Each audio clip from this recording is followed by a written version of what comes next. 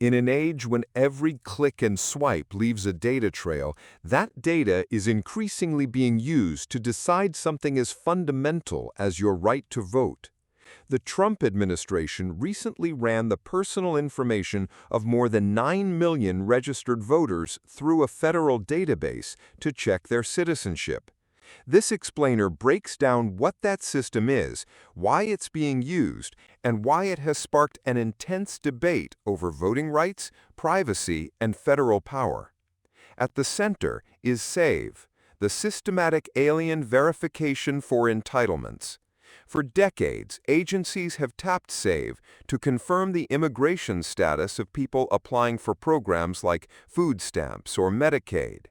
A recent overhaul, however, made it far easier for states to upload voter rolls in bulk.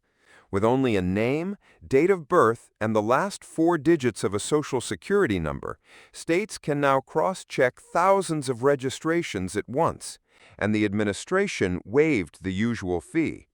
Since the change, nearly 80% of all SAVE voter checks have occurred.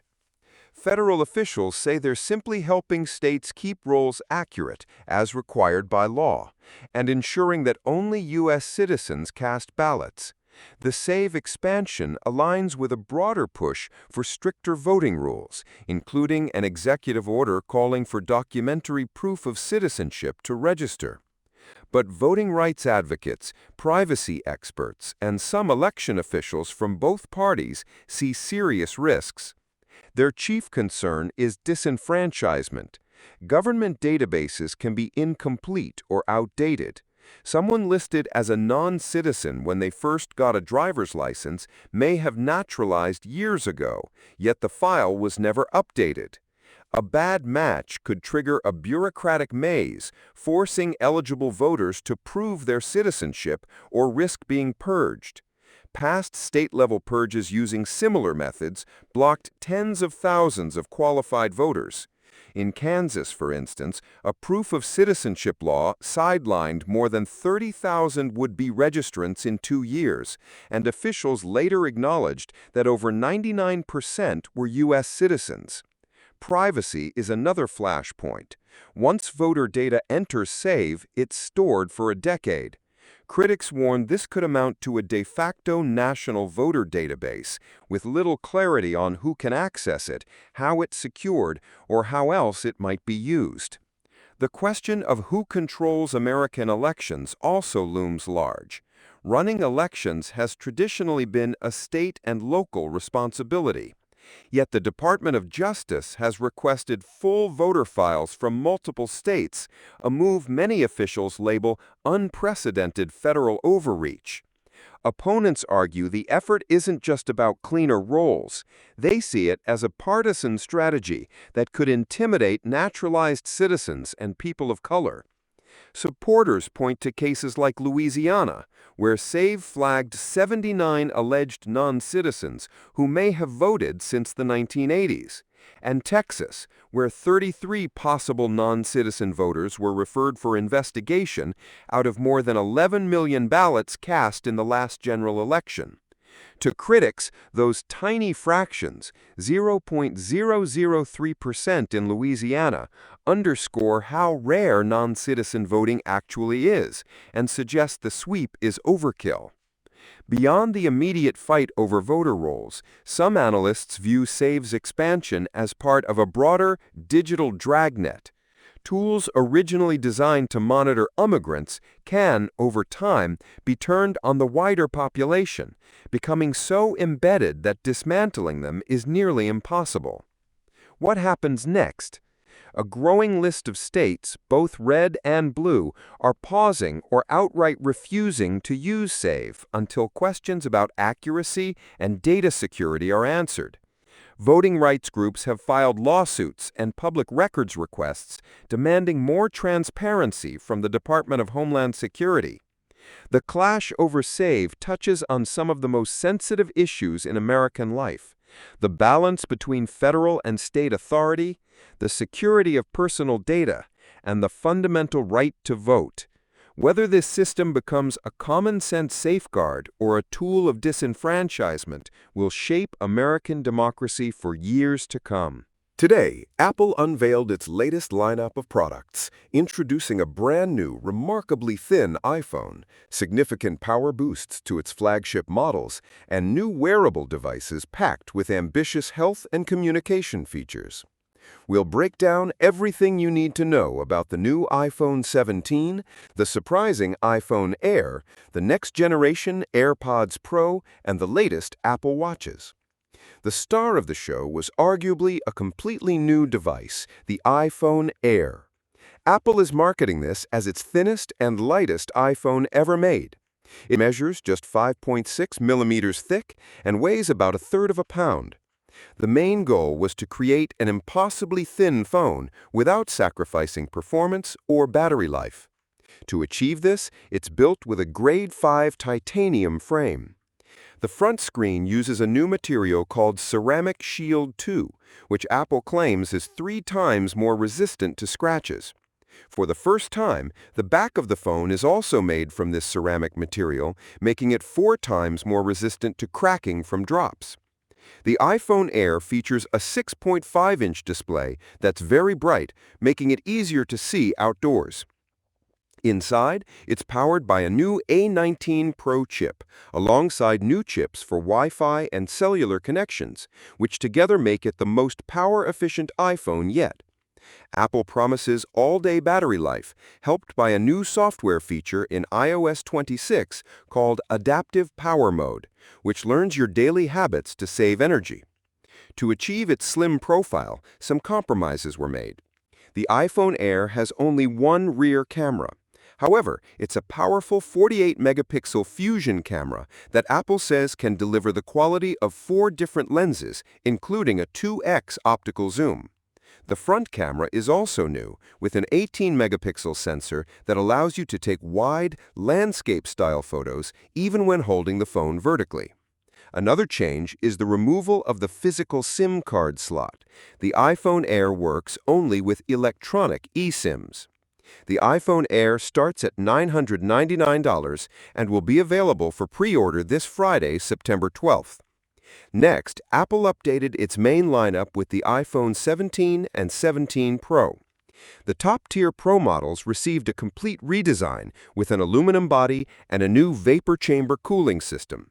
This is important because it helps the phone stay cool, allowing it to run at top speed for longer periods of time without slowing down.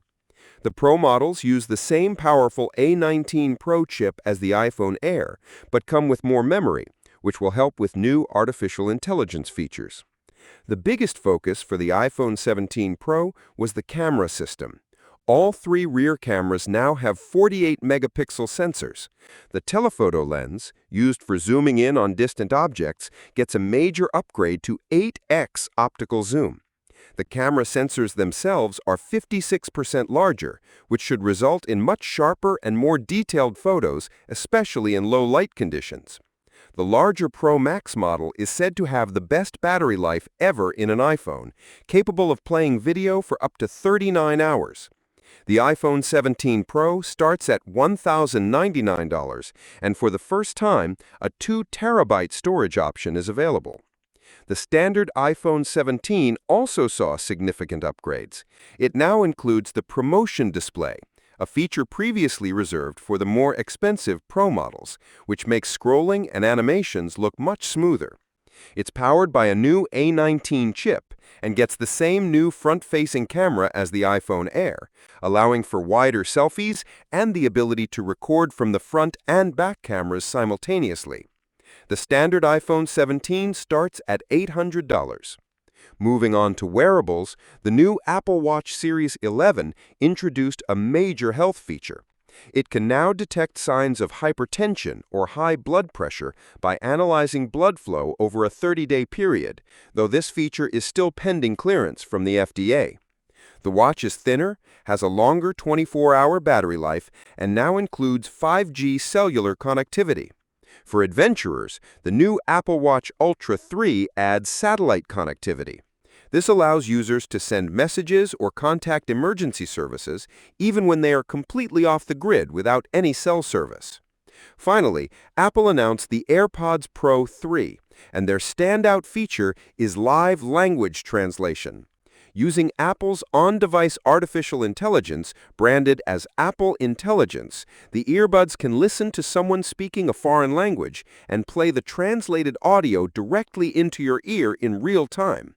For the first time, AirPods can also track your heart rate using built-in sensors, and they are now much more water-resistant, making them better suited for workouts. Apple also claims the active noise cancellation is twice as effective as the previous model.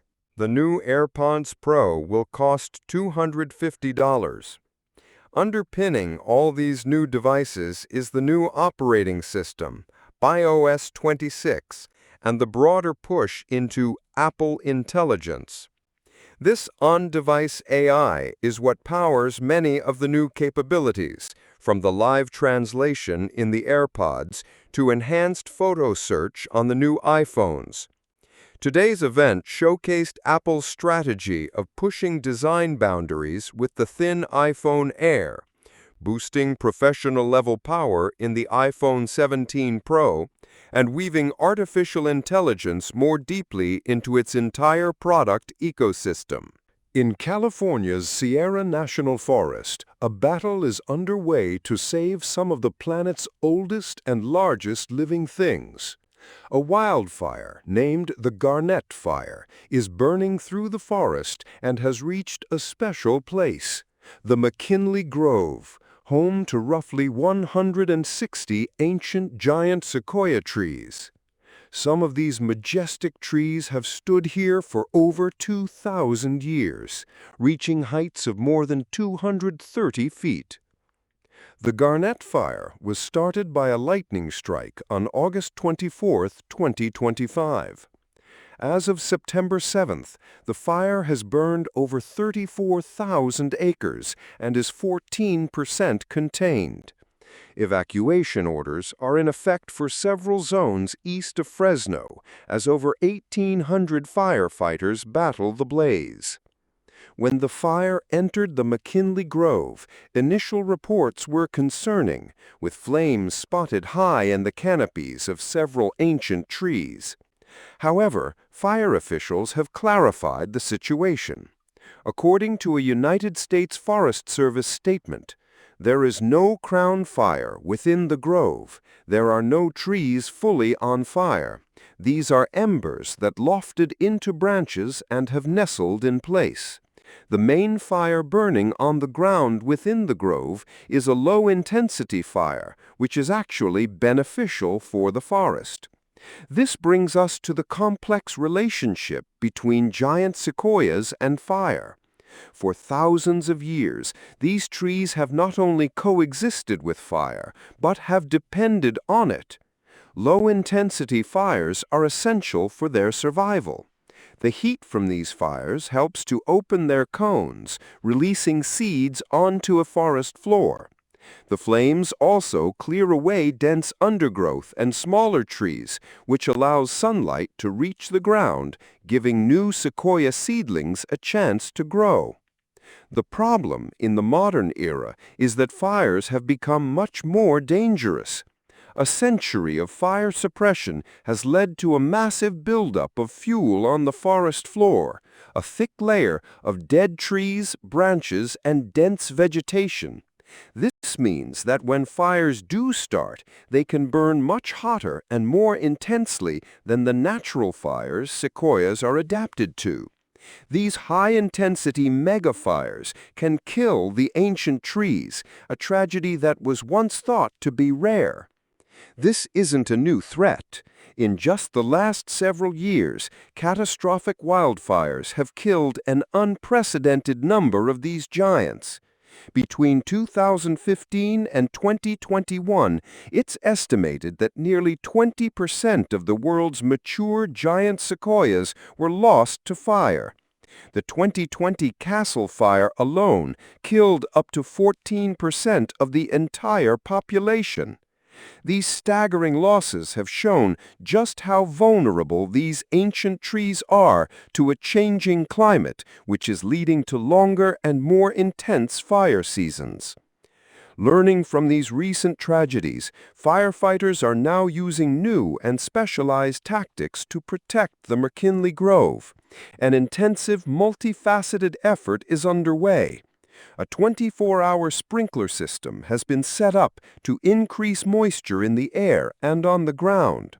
Crews have worked to clear flammable brush and debris from the base of the giant trees. Some of them have even had their massive trunks wrapped in fire-resistant foil blankets.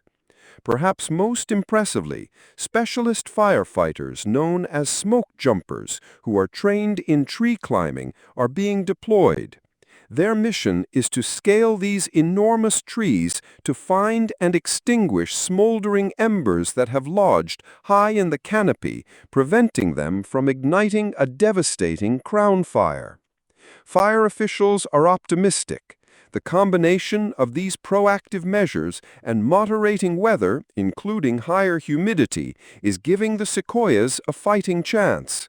Chad Costa, a fire operations chief, said, "I saw very little issues with all the large giant sequoias, and everything's looking really good in there. Just low-intensity burning all the ground litter." Another fire spokesperson, Jay Tracy, emphasized the importance of the grove, stating, "These trees are near and dear to the forest and to our community, and we want to do our best to protect them." The immediate threat of the advancing fire seems to have passed for now, and it appears no giant sequoias have been killed. The coming days will be critical, but the heroic efforts in the Sierra National Forest offer a glimmer of hope. The fight to protect these irreplaceable natural wonders, a living link to an ancient world, continues.